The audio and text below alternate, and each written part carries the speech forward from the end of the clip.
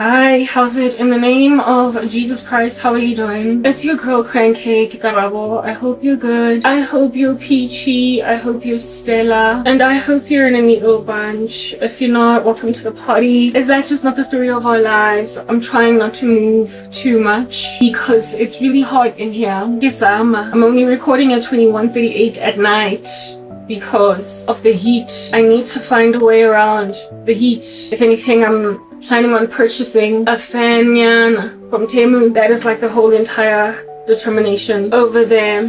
Then once I purchase a fan, an air conditioning thingamabob from Temu, maybe the conditions will be better during the day and I can record then. I am torn as to whether I should switch that light on or leave it off, switch it off or leave it on. I don't know, but I have my toda from the flow up. Wait, listen, okay, at least this wig, it's just gonna stay there. It's not gonna give me grief for the duration of time that I'm out here having a chit chatter. So yeah, there's a fan down below that's on. It's quite weak though. The big one is the one that gives me a gale force wind and so therefore cools the atmosphere down, but it's really loud, so I can't record with it on. And I despised the fact that I had to come and record only now at 21:40 in the night because I was just like, my heart was bereft and I had to come here and record earlier to give myself comfort, but I couldn't just because it was just so incredibly warm like a clap.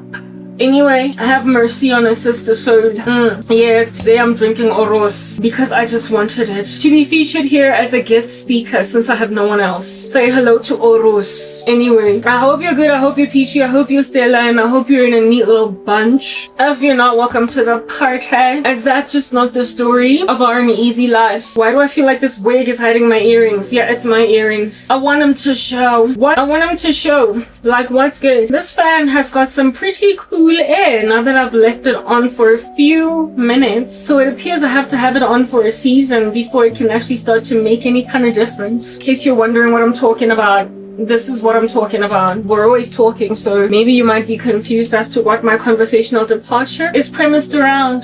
It's a fan, just like I got a whole bunch of fans that act like that ain't a thing. Listen, that ain't a thing. They be acting, and it's alright.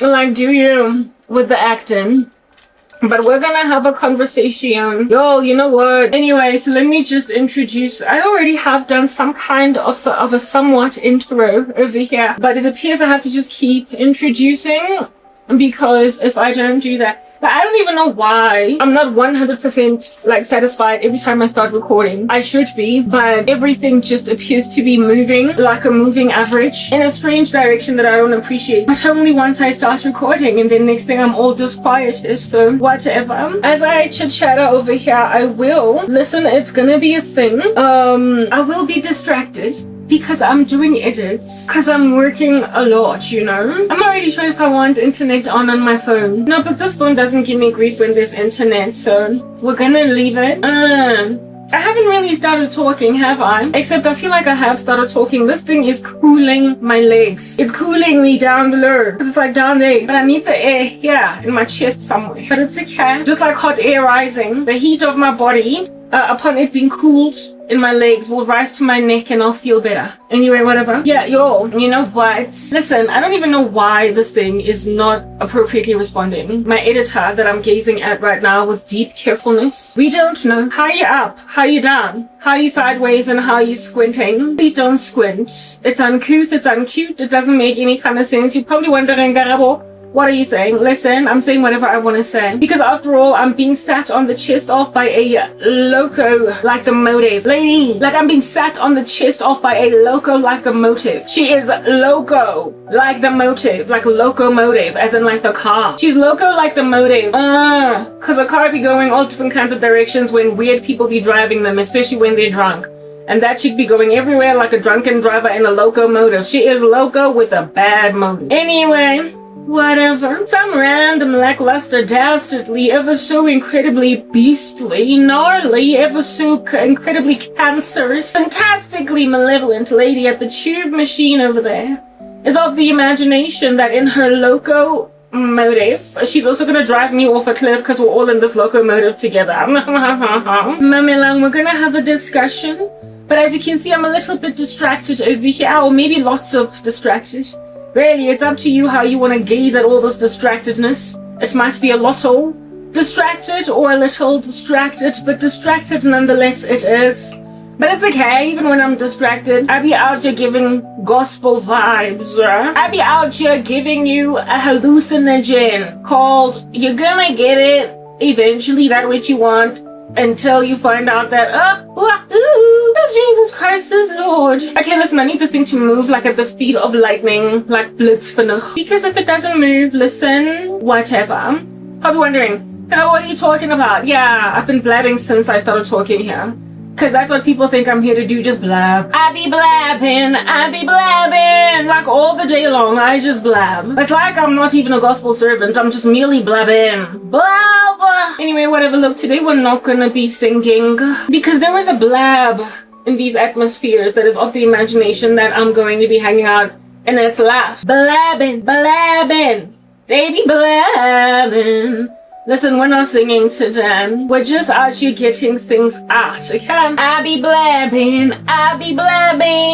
According to a lot of people, I'm just blabbing, except I feel like I'm making some pretty impressive and importante notes that people must be writing down, jotting down or whatever. Like I am a lecturer at a varsity, letting you know what's in the exam. Like you best to write it down, child. Cause if you don't write it down, child, you'll have some problems in the exam. I be blabbing. I be with you now, I can't multitask. Anywho, anyhow, are you alright over there? Not that I be caring. After all, everybody that is out here wreaking handsome havoc in my uneasy girl, that's the perfect lighting. I like that. It's making me pop and glow like the balloon. I don't even know where I ended. Okay, listen, over here, yeah, okay, cool. Gotcha. Right, let's have a discussion, let's have a chit-chat, let's have a conversation, let's out here embark on 2 cents worth of a conversation. What's up? How you doing? In God's name, in the name of Jesus Christ, it's your girl Cranky. I'm gonna reintroduce like all over again from scratch, like it never happened before. I hope you're good. I hope you're peachy. I hope you're Stella, and I hope you're in a neat little bunch. If you're not, welcome to the party. Is that just not the story of our lives? Today is the 13th of November 2025. It is presently 21:48 in the night, and it is a very warm night.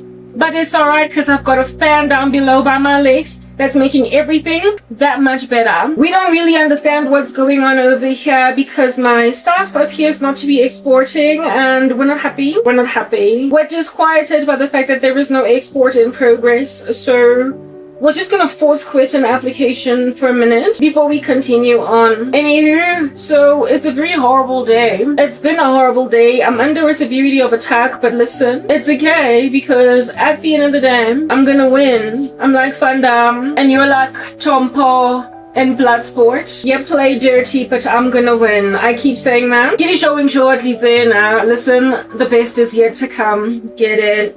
It's like a whole thing. But there are individuals in these uneasy streets with all of their naivete that are of the incendiary imagination that someday, somehow, somewhere, one day's one day. And I'm like, you know what, listen, I agree that one day is one day, except the one day over here is my day, because all along it's been your day, hasn't it? All along it's been the day of all of my enemies, so I just need to put it out there that your one day is one day. General conversational departure is indeed accurate.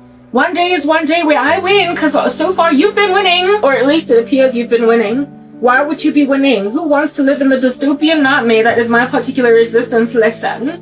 Who wants to live in the dystopian nightmare that you've created for Lady Chica? It's like for like a general thing that everybody's doing, or who wants to just be hanging out in all that dystopia? It is evident that it's never gonna happen, and we're gonna have a discussion. I'm not the type you're clear, so all the best over there with all of those cancerous plans. All the best with all of those carcinogenic plans, proper. All the best. But what I gotta say is like lebalang. So, Just in terms of my ministry, don't live like people do, just like the memory.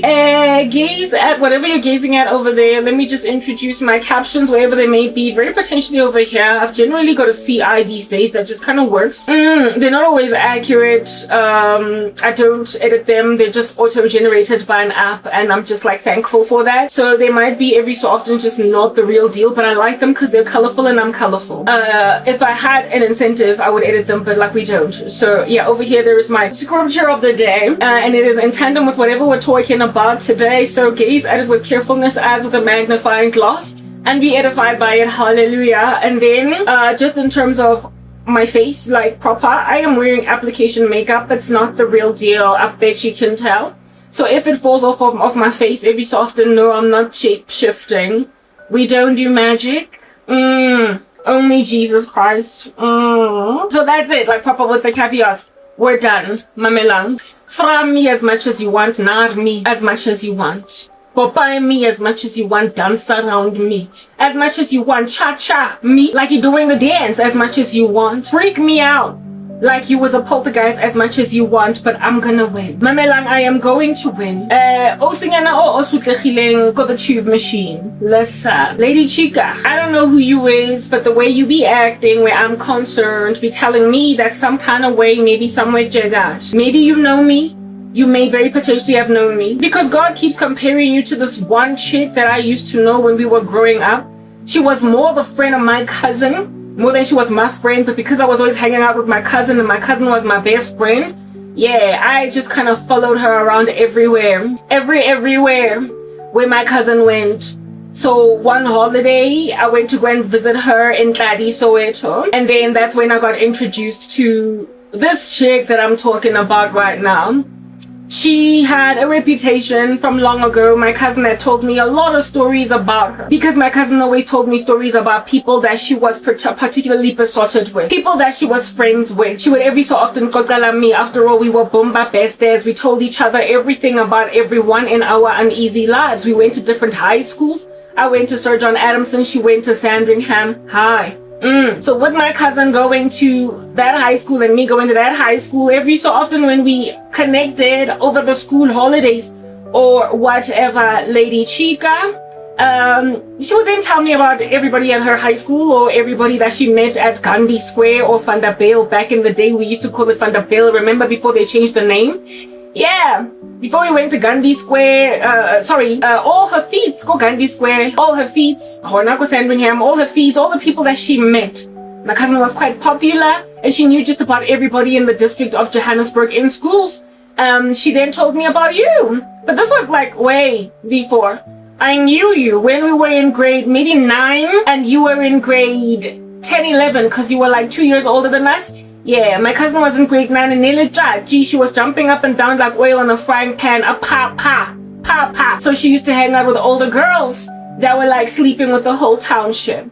Listen, I don't know what it is about all girls schools that Alger produces incredible incendiary harlots, but there was this like high school batch of girls that my cousin knew that she got introduced to somewhere in the party scene, somewhere in the jajarah scene. Somewhere in the young girls that out here don't know their mama's names because papa. Yeah, that's what's giving. Yeah, my cousin. Yeah. Given that Lena, she didn't know her mother's name because Nele Chachi used to always just, hang out with other little, just dastardly children that don't care about parents' rules and that strangely are able to be at nightclubs at 14. Like, listen, I don't know how that even happened. How you got in, I don't know. How you were able to afford it? Okay, that makes sense, because after all, you were hanging out Nabo Put Madlisa. No, not Put Madlisa, guys that could afford to pay my cover charge and whatnot. Partied a whole bunch. My cousin used to give her dad grief from here to Timbuktu, because Ona Papa Nele Chachi, she was all over the streets, but I wasn't. I was the quiet, shy type, like the song from back in the day. You're the quiet, shy type. Yeah, so because I was a quiet, shy type at an academic, I I was a late bloomer, but I had a best friend cousin that we came up together with. They always used to tell me bonfire stories, and I would chill there, rubbing my hands together on some every time I would visit her over the school holidays. And somewhere in grade 9, maybe grade 10, our grade 9, grade 10, that chick's grade 11, grade 12. Yeah, she then told me about some chick, let's say her name was, I don't know, Lorraine. Yeah, like I can see clearly now, Lorraine is gone. You're about to be like Lorraine, like totally gone. Yeah, let's say this chick's name was Lorraine. She met a chick from a high school. She met a chick from Waverly Girls High School, right? I don't know how, because I mean, Waverly Girls was kind of far from Sandringham High. Like, it was kind of far. But you know, Gandhi Square, you all be collecting dust in that general area, like hanging out for like ever and a day. And then you meet people from different schools. I never used to hang out a lot for Gandhi Square because I didn't need to. You know, it was never a detour or a route that was taken before I could get home or whatever. So I'm glad that I didn't get to hang out a lot, go find the Bay, because like it was crazy boulevard. Like all these kids, they just do strange things. Used to meet all different kinds of kids from all over Johannesburg, just clumped up in that joint, and then they just got up to nothing good. So I'm grateful that I was always just kind of incubated in my general geographical location where I stayed, or that I would have to go to North or Bree instead of the hype and happening Gandhi Square. Anyway, whatever, but my cousin was always all up in those Gandhi Square streets, and that's why she met all these like colorful people from all over Johannesburg, all of these kids. And because my cousin was a chachi that looked a little bit older than her years, even though we were the same age, she just used to hang out with other little chachis that knew a little bit too much as well, right? For kids. Yeah, this chick was in grade 2 years older than us. When we were 15, she was 17. When we were 16, she was 18. I could go, you get my point. 1982, we were 1984. My cousin and I, and there it is that my cousin is telling me all these like horror stories, because frankly they turned out to be horror stories as life would progress, because I don't know why I was hanging out with any of that. I don't know why I let myself, by the time I got to the age of 17, why I let myself just go with the tsunami. In the earlier years, I was kept together in a neat little bunch, ensconced almost like a cold body inside a blazer, but I kind of lost my mind later on when I made a decision to start dating, and that's the problem, right? The issue isn't starting to date. I had made a decision that I'm not going to date until I'm 16, and so when I was 16 I started dating, and that's when I just lost my mind. That's why women, I did a whole bunch of shows saying, Kopa, let's get joller. Just don't joller, because when you joller, you be out just dropping a ball. I was an academic, and yet I did not matriculate with them distinctions like I got distinctions in my earlier years in school because of joller, breaking the virginity, partying, clubbing, smoking cigarettes and Zol.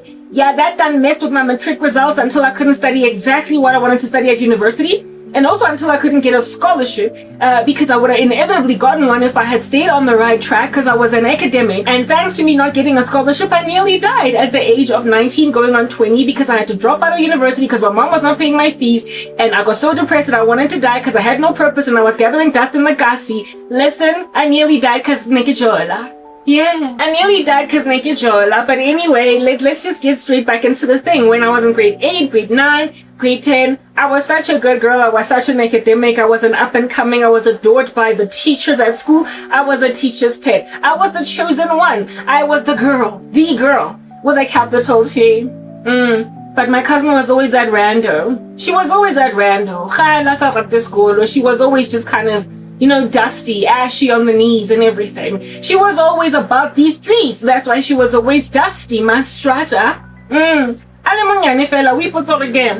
do you get the money to be all up in these streets, and where do you get the allowance to be all up in these streets? Because, I mean, last time I checked, your dad, my uncle, yo, that dude is strict. I don't even know how you managed to go to so many parties with that kind of dad. But, you know, these kids manage. They frustrate parents until they turn blue, pink, and purple. So anyway, whatever. Yeah, my cousin did used to frustrate her dad until he turned blue, pink, and purple, and one day he just let go. Like, he let go. Like, you know, when a kid is just like, yeah, the dad got to a point where he was like, let go. One time, you remember? Up and down this road, walking the light. I made mistakes in my life that I just can't hide. Oh, I believe I am an McBeal, favorite show. Yeah, you tell me when Ally McBeal was a thing airing out here on TV3. Hey, yeah, it was totally on TV3. I remember that. I probably remember that though. Yeah, it was not even SABC 1, 2, or 3. It was just TV3. Yeah, Ally McBeal used to air on TV on Monday at 9 p.m. on TV3. Monday night, TV3, Ally McBeal. And I used to tune into it. I loved it like a fat kid loves cake. And one day, her dad had to be knocking, okay, on our door during a school night, halfway into Ally McBeal, and that was the days of programmed television. So listen, if you miss an episode, you're done for. There's no PVR, there's no recording. Maybe they could replay it again during the day when you're in school or whatever. So if you missed one episode of Ally McBeal, girl, it was done for. You're gonna have to hear what happened from your friends the next day in school. So I was upset, I was blowing steam, and it was coming out of my ears. Because what in the world, you're making me miss Ally McBeal? Because look at her dad. So this is what, grade 9 maybe? You tell me, when was the Ally McBeal airing for the first time in South African television? 1999, yeah? Grade 9? Go. Oh, uncle, Utliloto Chaka on a Monday. Did you miss your sister that much? Dad, uncle, did you really miss Usiswako that much? Huh? Okay, listen. My nose is running like Forrest, so have mercy on our sister girl. Herein lies 9 a.m. 9:30. It was 9:30, halfway into show, yeah, Ally McBeal. I'm out here trying to figure out what's gonna happen next. It was my favorite show, literally by far. Okay, on TV, I bet you can tell, because some of my personality was lent over from some of the characters over there. I loved Ling. Anyway, whatever. Here it is, I'm watching Ally McBeal in the middle of it during the days of programmed television, where if you miss out, listen, Dololo, it's over for you. You're just gonna have to get the information from some people. All right, the next day at school. And here is this 14-year-old going on a 15 years old watching Ally McBeal at 9:30 on a Monday night, school week, school day. And her dad is like, kwa, knocking on all up in our door. And then my mom, of course, opens us. I'm like, oh, Putwan, brother, are you here to visit me? Weird time. And my uncle is like, yeah, okay, sure, what's up, what's good? But I'm not here for pleasure. I am here to grab that daughter of yours to come and show me that child of yours, that Karam Zamzam Oako. Yeah, no, okay, this is definitely grade 10. Now I know. This is age 16. Yeah.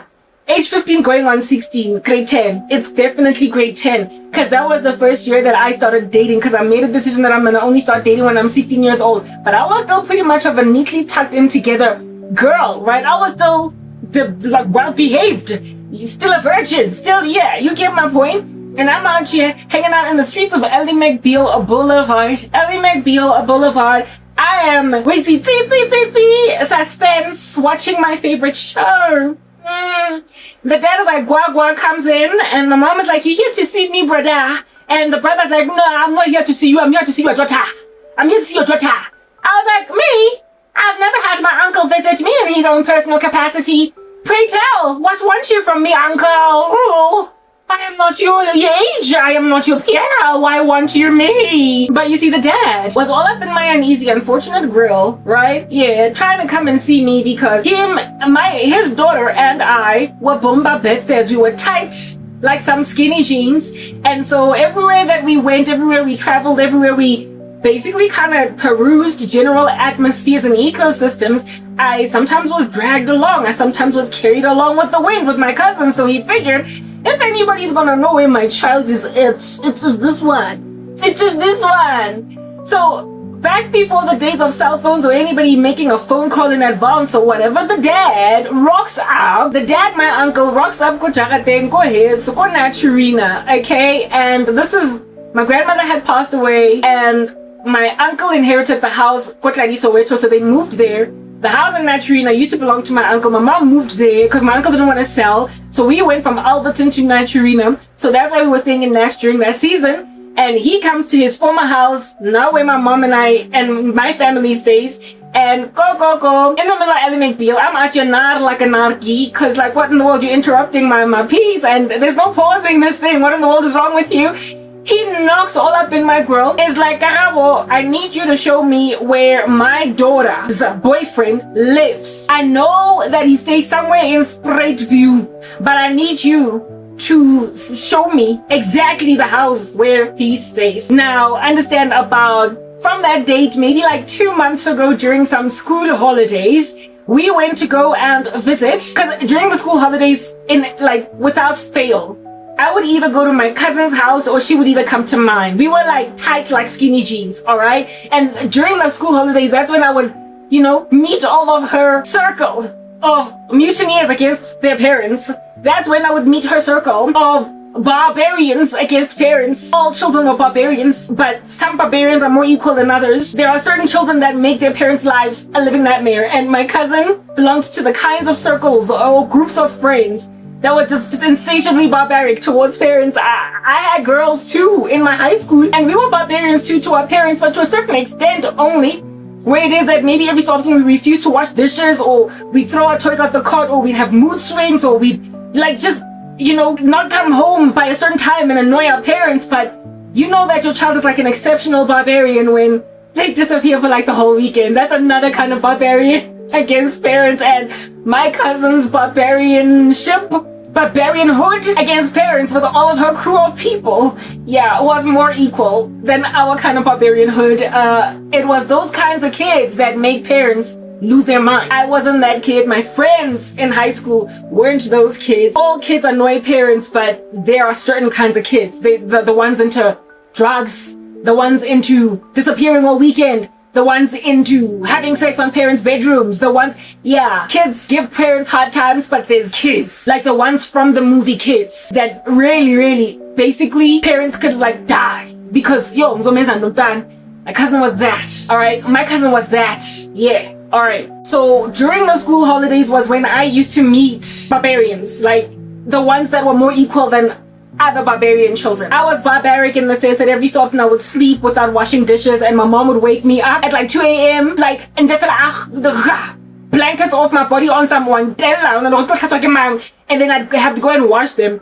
I was that kind of a barbarian. But I then later on joined the barbarianship or the barbarianhood that was more equal than others. In the Bible it is written that in the heart of a child dwells a great deal of folly, but the rod of discipline drives it away from him. But thank God for not parents, but for children who are just naturally self-disciplined. Children that are just naturally not about that business. Kids that are gonna say, I know who I am.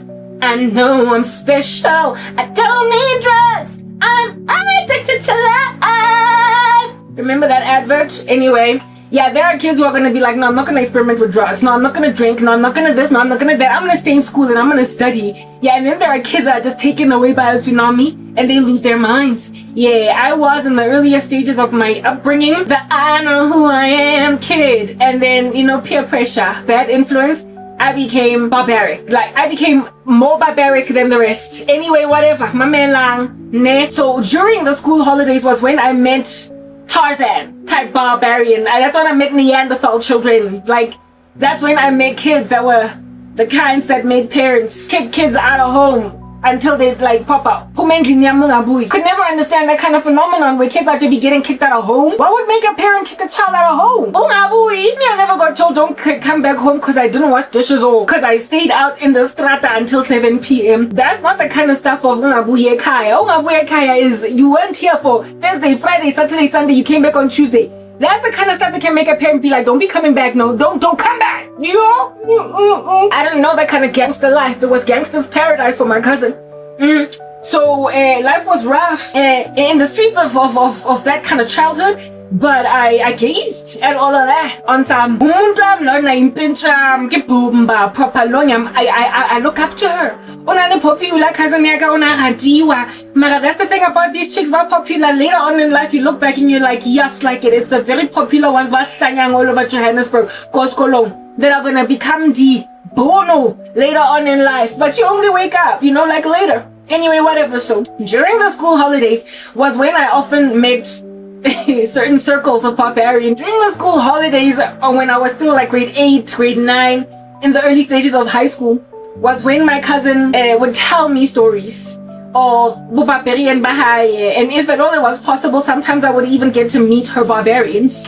her kinds of barbarians. Like I said, all kids are barbaric, but some kids are more barbaric than others. There are different levels of barbarism over here, okay? Yeah, okay. So because my cousin and I used to visit each other every holiday, interchanging, you go to my house, I go to your house, etc. If at all I went to her house, right? Every so often there was a plan for the parents had a plan to rather send her to another cousin's house. And when we were growing up, my cousin's mom had this, listen, I don't know, I think it was my cousin's mom. My cousin's mom is the one that's married, that's the in-law, right? Her dad is my mom's brother, and so the mom is the in-law. Therefore, the cousins of my cousin that are of the in-laws are not my cousins, if you know what I mean. They're her cousins but not mine type setup thing, because it's the in-laws sibling set. So my cousin's mom had this either cousin or sister, but I don't think it was a sister, I think it was my cousin's mom's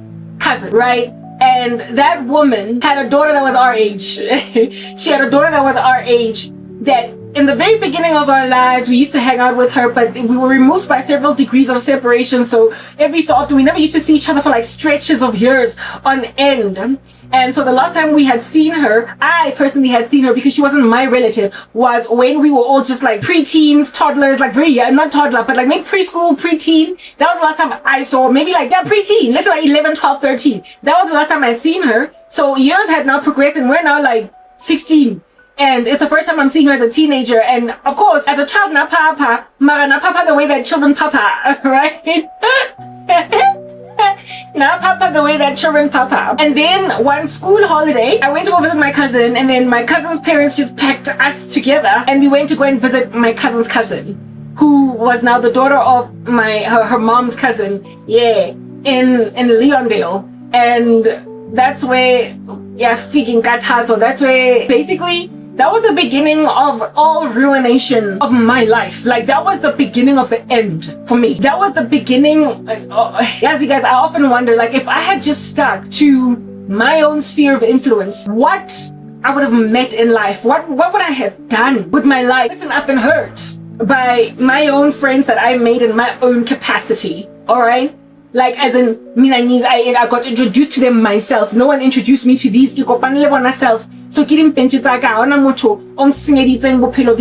they introduced me to Njaena. I've met my own zinjas, right? I'm a guys, like, as in the ones who shattered me to a million pieces. Izinja ezingi ingati I was pattern yahoroga diapa ngari seamstress are the ones that came through, the kinds of children whose barbarism is more equal than others. The ones basotlang batswadi ne dagamiswa ngama drugs, and the ones basotlang batswadi ka go sa gutli gae for 4 days.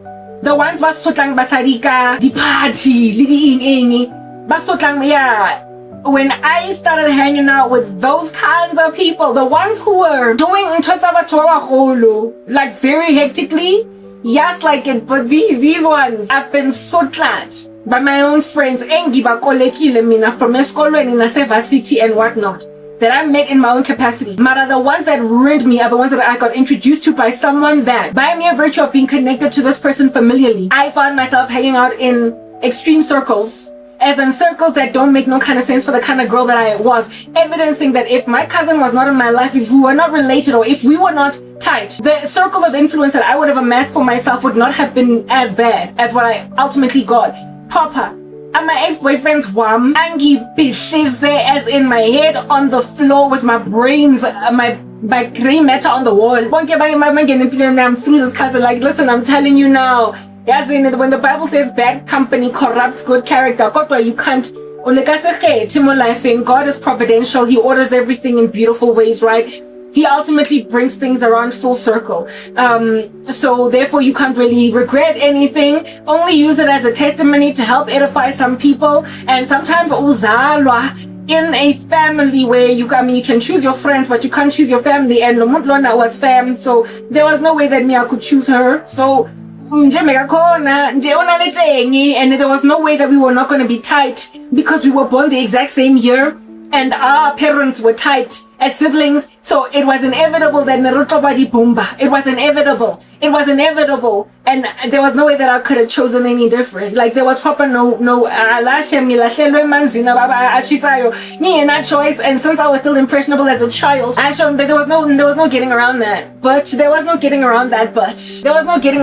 But anyway, y'all know I can tell stories, so we're gonna go Sio Miandara, Sio Kuluma. I can speak for hours, so grab a tissue and start to cry and dab. Grab some juice and start to drink.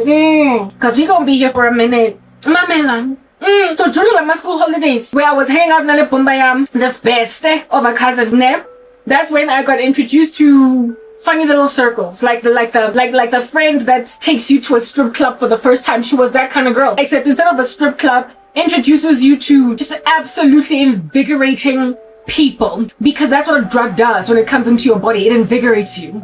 You feel energized. You feel like, whoa, I've never seen the world like this. It looks like a kaleidoscope, but it's fool's gold, and you crash and you burn from it. You fall like a thud from that kind of atmosphere, but it invigorates you for the season of time that it's doing its rounds all up in your grill. And this cousin of mine introduced me to some invigorating randos. Yeah, stealthy, steady, slow, you know, hanyane, footstep by footstep type people that I was encircled by. Became child's play, nilipaniki. I was like, I suka, you don't know Jack. Cause me, I know real people. Me, I know proper people. Me, I know our popular. I started to find my girls from high school, kind of like last time, kind of getting nearly dead in and of themselves. Like they were just drooping skin, just walking around. And they came except now I realize that if I had just them, while they betrayed me, doesn't compare. Whatever under heaven it is that was done to me by the barbarians that are more equal than other barbarian kids. I know those barbarians showed me flames. So during the season of time when I would visit my cousin, we would then I would then hear horror stories. Now today they reflect as horror stories. But back then it was like, ooh, excited, you know, storytelling. Also, tell me more. I'm in Grease Lightning trying to get some information coming out of the mouth of an individual or whatever. Yalla, like I said, even Maximus Stratzing,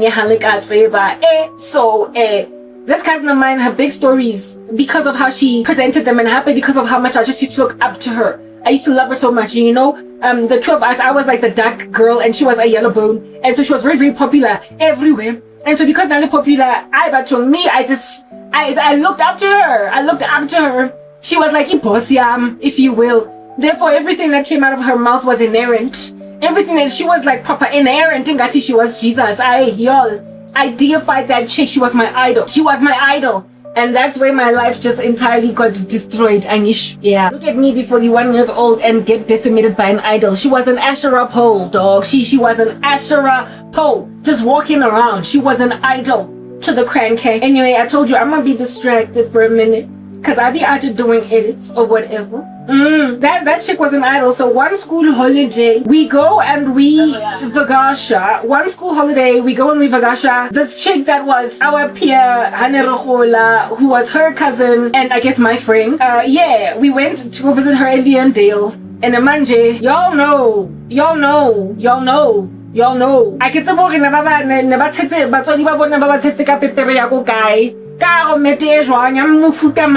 can say bana ba call the East Rand of Johannesburg. Baba pegging a what? Baba food we like yes, like they were so impressive. You be out here underestimating the living daylights out of everyone that comes from anywhere other than Josie Mabone, other than Soweto, other than whatever, until you met them East Rand kids. I don't know if that's still a thing today.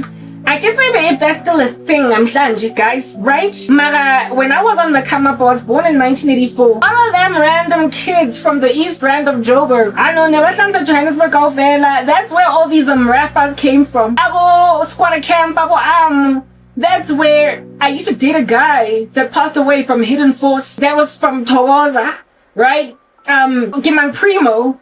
Yeah, all these like really popular guys from our days. I don't know if it's changed. Maybe today is Saboteur. I can show. Maybe Wakajokoba came. But when I was on the come up, proper, all these East Randers, yeah, but everybody kind of wanted to be with them. I don't know what was up with that. Maybe it's because they produce so many rappers. I don't know. So many rapping randos, so many celebrities out to be popping out of those woodworks, right? Okay, fine. So we had our like wonderfulnesses, our pro kid and whatnot. Mara still. But remember ko Israel ha ke tse bona leng ka bona. Le basadi ba teng me bongo muffin. Bonke me ba phuma that side, eh? Ka fela na ba tsoko Tembisa ko is ko Leondale. They came from Spruitview. They came from wherever. And I don't need, like I told you, I would never have met any of these East Randers. I would never have met any of them if it wasn't for my cousin, because really and truly, except for the one that I met in my own capacity, the guy that passed away, because I was working in Rosebank and then he came into the store where I was working and that's how we met, right? Mara, I was introduced to Bonalaba Fanalaba East Rand. I was introduced to Bonalaba Fanalaba East Rand, Laba Boy. I was introduced to them by Lumudlona and Lumudlona and I herself, so where would she find them? Where does she find them? She would go to Gandhi Square in Jaffa just to gather dust or to meet other people, and seeing as Gandhi Square was the central point where everybody that basically used to live either go Soweto or go Spruitview or wherever, they would meet in that center if at all they went to schools that were like really far. Yeah, the bus that went everywhere. Yeah, that's where all these kids met. These school buses of all these kids that lived all over this Johannesburg. Go Gandhi Square, and my cousin would just hang there for like periods upon periods upon periods of time. I guess for like all of eternity, she would just hang there, and eventually she just amassed for herself. I know Johannesburg. The barbarian Joburg. And then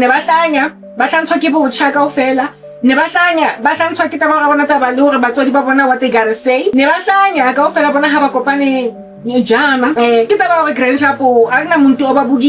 they are at Gandhi Square bonke out here doing a rap battle or whatever. So because mental illness in jail, because there was a lot of mental illness,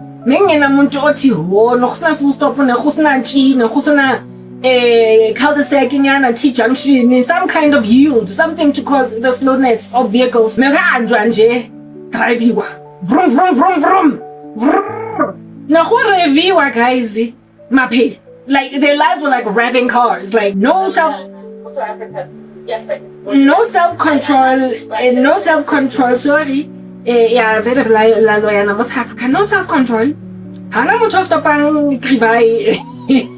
Because I guess at that stage, right? So I'm not to is just on a mission.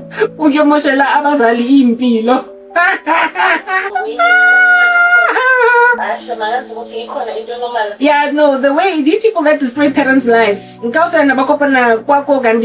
lot of them were from the east of Joburg, and I guess what I could open a limit futayabana and a channel futayabana East Rand.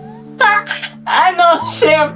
They didn't make them equal. They didn't make them equal. Like, they didn't make them like them Santon boys. They didn't make them like them Soweto boys. They didn't make them like them Atridgeville boys. It doesn't, hey, how no talk is rendo, unole something yana, unole something yana, yamufuta wako bamba patoka di jeresili di washi. Crash up no shine, but everybody thought you were amazing. And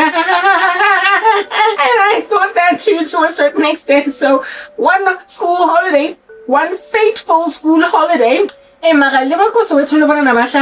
guess, hey, yes, my cousin in Javilla just introduced me to Abantu, I'm very mentally ill, and I lost my entire future because of meeting that came through my cousin. Anyway, whatever. So one holiday we go to Leondale, where this one girl used to stay. Well, when my cousin's cousin used to stay, and there's one school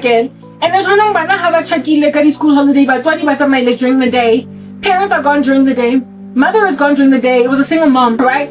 Gone during the day. And so, I mean, this chick, like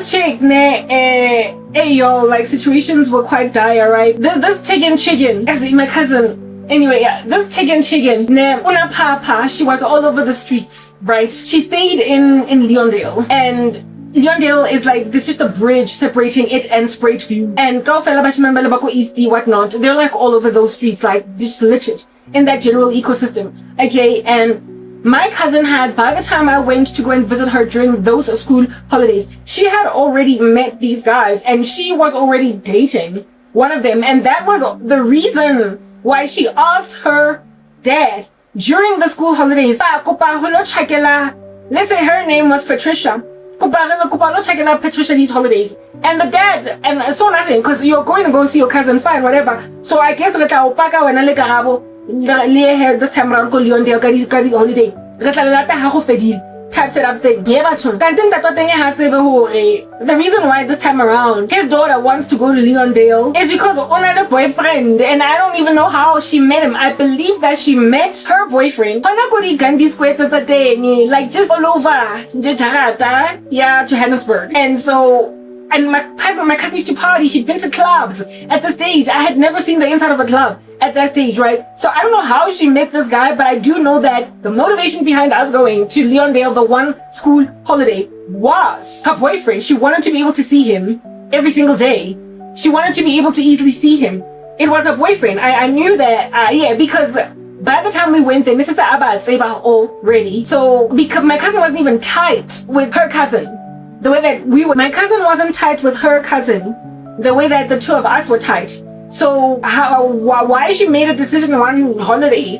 It was just this cousin that stayed in Leondale, like one holiday. It was not bizarre per se, but it was just kind of ad hoc. It just popped up like a bat out of hell, like out of nowhere, right? Because under normal circumstances, she would have chosen rather to hang out somewhere else. She would with me or she come to my neighborhood. And usually during school holidays, we do a lot of times we just kind of hang out in where we stayed. Maybe we would Zola, like, hey, moving to Soweto was the most was the worst thing that could have ever happened. But we used to Zola when they used to stay in Naturina. We Zola'd, like just Zola, right? And then go back home. But hey, yo. Turning point, like Charlie Kirk's organization. The turning point was that fateful holiday for Leondale when my life basically started to end. Okay? Yeah, the turning point was that particular fateful holiday because it also ruined my life and it also caused me to meet people. Listen, it ruined my life not because of my own decisions. I finally made a decision to break away from certain company, but it ruined me because I'd already met them. Okay, I had already met them. That's what happens when you degrade yourself, when you downgrade yourself, when you allow yourself to be littered amidst a people. They can literally mar you. Listen, there are lifetime consequences to actions that you made haphazardly as a child or haphazardly as a young adult, a university student. Y'all can tell when you're hanging out with certain people that are obviously taking you on a strange trajectory. You are euphoric in the season of time when you're hanging out with these people, but you know and you know that they've also made you do things that are not how you are. They're not how you are.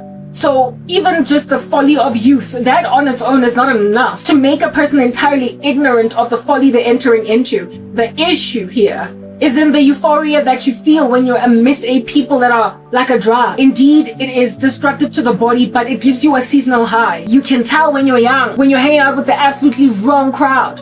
You know it. Listen, let me be your mantle, your example, your monument, because the decisions you make to continue to hang out with can do what under heaven is now my life. When people don't make no kind of sense, when you finally snap out, do you understand what I'm saying? Of the season of time when you were hanging out with the worst of people, they're not going to snap out of the fact that you snapped out of them. When you move on from them, they're not going to move on because you see, you are always here.